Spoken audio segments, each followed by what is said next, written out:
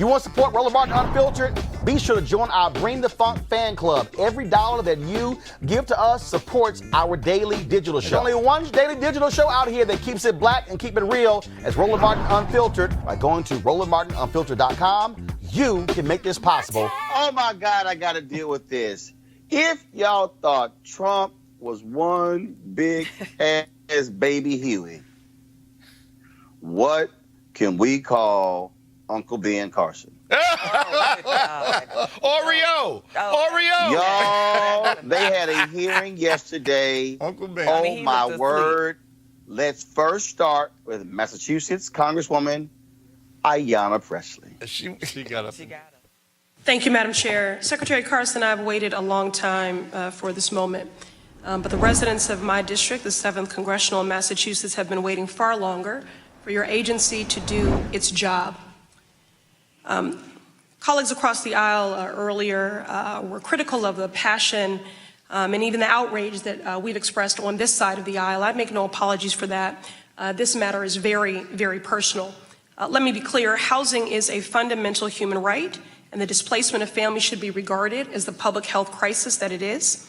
Mr. Secretary, your pioneering work in pediatric neurology is historic, and it is something to be commended. And so it pains me that your gifted hands and mind are doing the bidding and carrying the water of what I believe to be one of the most morally bankrupt presidents in our nation's history. Increasing rents, evicting families. You mentioned that the operating room was a safe haven away from all the troubles of the world.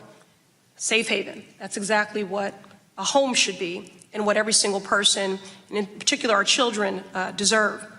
Today, you are not here as a doctor or even as our Surgeon General, which I think might be better suited for your talents, but as the official tasked with leading the agency overseeing our nation's crumbling housing stock.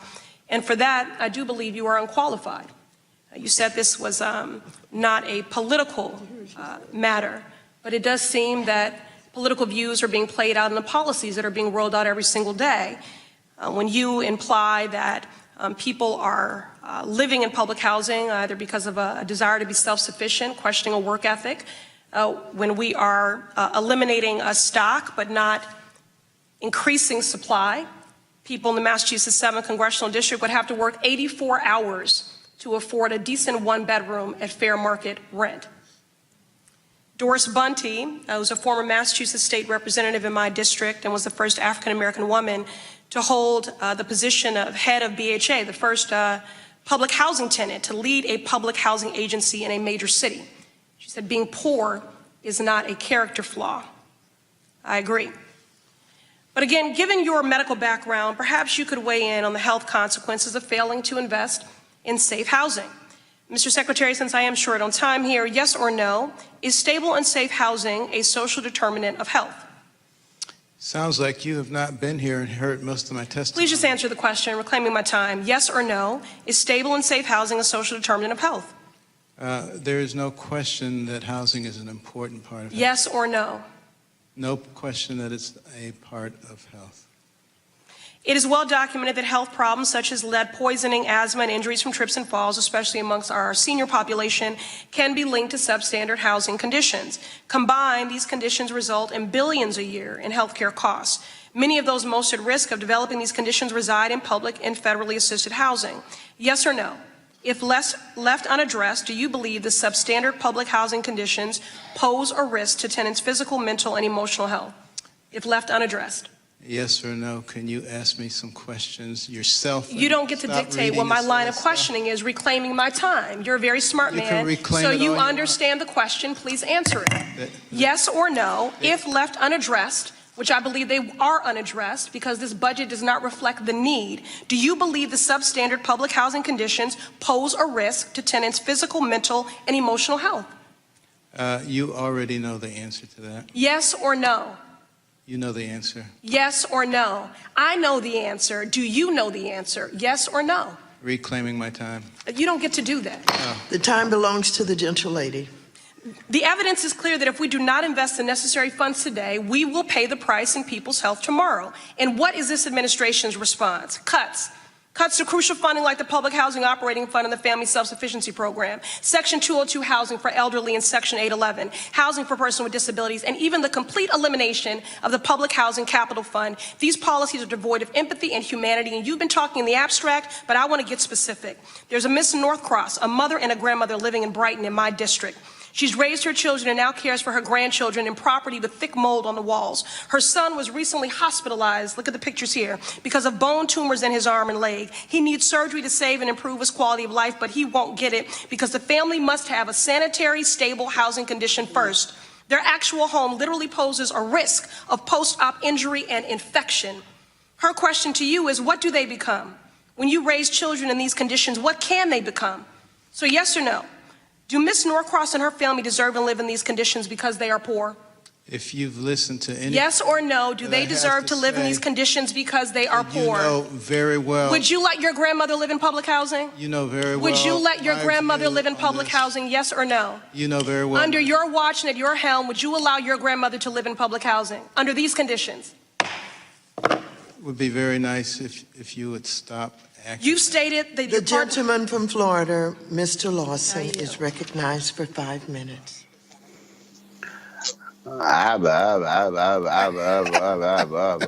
Okay, now he was asked about REOs. Uh-oh. Not Oreos, REOs. I think it was Oreos. I'd also like you to get back to me, if you don't mind, to explain the disparity in REO rates. Do you know what an REO is? An Oreo? No, not an Oreo. An REO. REO. Real estate? What's the O stand for? E-organization? Owned, real estate owned. That's what happens when a property goes to foreclosure. We call it an REO. And FHA loans have much higher REOs. That is, they go to foreclosure rather than to loss mitigation or to non-foreclosure alternatives like short sales than comparable loans at the GSEs. So I'd like to know why we're having more foreclosures that end in people losing their homes with stains to their credit and disruption to their communities and their neighborhoods at FHA than we are at the GSEs. I would be extremely happy if you'd like to have you work with the people who do that. Well, Mr. Carson, respectfully, that was my day job before I came to Congress. So now it's my job to ask you to work with the people. I'm talking about the people at HUD who do that. I've spent a decade working with the people at HUD on this problem. So what I would like you to do is to take this back to FHA and to ask the folks at FHA, because since 2007, I have been writing about the problems in FHA's servicing. I am a huge fan of FHA. I am a believer in their mission, and I am a champion for them. Are you? Of course, I believe in the mission of FHA. Wow. No, we ain't done, y'all. You really don't like us very much. Here's Amway. Are you familiar with OMWI and what it is? With who? OMWI. Amway? OMWI. Come on, Mr. Secretary. Now, I asked you this when you were here last year, and you asked me to be nice to you, and you turned to your staff, OMWI, and you have an OMWI director. And we wrote you a letter about it, and OMWI, Office of Minority Women and Inclusion. Do you have an OMWI director? Do you work with an OMWI director? Well, of course we have an office of... OMWI, not Amway, OMWI. We have... Do you know who that person is? We have... Do you know who that person is? I cannot give you the name. Okay, would you do me a favor? Would you find out, and would you send me a note back so we don't ever have to repeat this again? We can send you a note on that. Okay, thank you.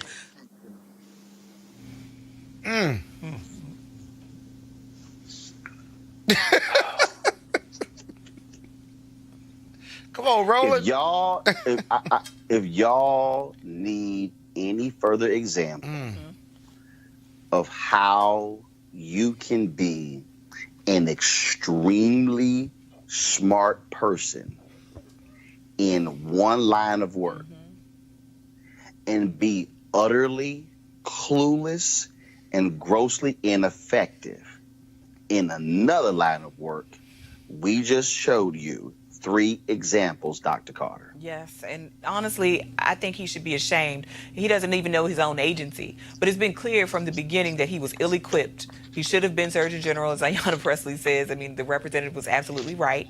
But more importantly, the disrespect that he displayed in this sort of flippancy. I mean, they're talking about people's lives here. I mean, the housing conditions that people are living in, these are on his watch. And he's just sitting here, you know, kind of, I don't know what he thought he was doing. I don't know if he thought he was being clever, but you're also talking about a man who seemed to spend more time refurbishing his office. You know, he had a $30,000 table and a $9,000 dishwasher and some new blinds, but he hasn't figured out who is actually working in his agencies, right? And the other agencies under HUD. So, I mean, I don't know what we expected from Ben Carson. I don't know what's happened to Ben Carson over time. I suspect Ben Carson has adopted the ethos of the administration, which is to be as rude, be as unhelpful, be as unqualified and disinterested in your job, and you'll be successful.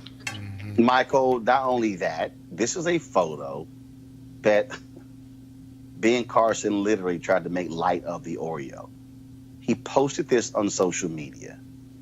Oh, REO. Thanks, Representative Katie Porter. Enjoying a few hearing snacks. Sending some your way.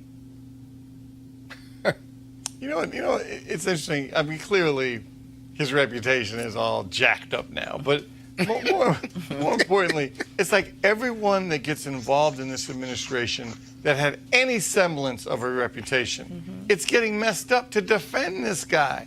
Because I don't understand. You could get the same exact judges if Pence were president. You could get the same kind of policies if Pence were president. Why do you want him in office unless you think like he thinks about people of color, about women, about the disabled? So I don't want to hear the religious right talking about, oh, it's because of the judges. Please, Pence would put in the exact same judges as this guy unless you think like he thinks. Yeah, but you know, Michael and Roland, he sounded like something was wrong with him. Either that he just didn't care, he wanted to be offensive, he wanted to take light of these questions, very serious questions about residents in public housing, or he was just completely uninformed. But the worst sin of all for this, I think, is the fact that he has an opportunity to be prepared, to get smart, to get better. If you are super smart as a surgeon, but you have to care about that. And he was as laissez-faire, he was as cavalier about this, like this really didn't matter, especially in talking to the women who were elected officials in Congress. But he sounded also like something was wrong with him. But if nothing was wrong with him, then he didn't know his own agency. He didn't know anything about HUD and what was going on, and that's downright offensive and dangerous. What's wrong with him? He is grossly unqualified for the damn job. Yeah, but his speech too. His speech was impaired almost. I mean, he had low energy. There's something wrong with him, man. He was a low energy candidate as well. Remember? That's when you know. I don't know what the hell I'm talking about. Right. Yeah. Okay, so let me give you the audio version of what was happening in the head of Ben Carson as he's being asked questions. Here we go. He was like, what the hell did I take this job for? I don't know what I'm doing. I am utterly clueless. Right. I don't know anything about housing other than the houses that I own. I don't know what she is asking me. Did she just say Oreo? Damn, I wouldn't mind having some Oreos and some milk right now. Oh, my goodness. Amway, you know what? I need to go buy me some washing powder and some dishwashing detergent. So let me call my Amway representatives. You know what? Let me go ahead and reclaim my time, because I sure wish I didn't take this job, because Donald Trump would make me look like a dumbass sitting here talking about housing. I don't know jack about housing. But this is, you know what? Is there anybody's brain I can go operate on? In fact, is it possible that I can operate on my own brain right now, so I can place some of these critical facts inside my own brain so I don't look like a damn fool in the middle of this hearing? That was what he was thinking as he was answering questions. Yeah, but Roland, look historically at these presentations by cabinet members. You know, usually they have briefing books. Scott, this is the dumbest administration we've had. No, these are purposely dumb people. No, but Bill Barr. I agree with you. I'm trying to make a point. He wasn't even trying to be smart. Betsy DeVos, like I said, if you look at the rules, you have a grifter in chief, a whiner in chief, a man who does not read, who purposely chose people who have no business in any of these jobs. But they How accept it. any Republican could defend the level of incompetence that we are seeing is beyond me. And I'm telling y'all right now, when Donald Trump loses next year, no Republican who stood by and defended this will be able to criticize anybody because they stood silent and defended some of the most clueless, dumbest, incompetent cabinet members in American history. And they don't want to be smart. They don't want to prepare. That's worse than just being dumb, Roland. Right. Because you could get smarter if you gave a damn. They don't give a damn. They don't. And it was I'm sorry, go right no, but I mean, I agree with you absolutely. Like you said, you didn't have a staffer, you didn't have any briefings, you didn't have anything there. You don't even have an organizational flow chart of what is what in your organization. But more than that, it's their responsibility to actually decline positions that they know they're not qualified for. Ben Carson had every opportunity to say, you know what? I can't do this. So this isn't even Donald Trump's fault at this point. This is his fault. He's the one that actually had a career and a reputation. Atlanta, for our school choice is the Black Choice Town Hall event. There was an elementary school in Atlanta, folks. This is a black elementary school. 5% of the school students were reading on grade level. I'm gonna repeat that. In Atlanta, 5% of the children were reading on grade level. So you then have to ask the question, what's gonna happen when they're in middle school? What's gonna happen when they are in high school? Will they ever be able to catch up? Will they be consigned for the entire life of being behind?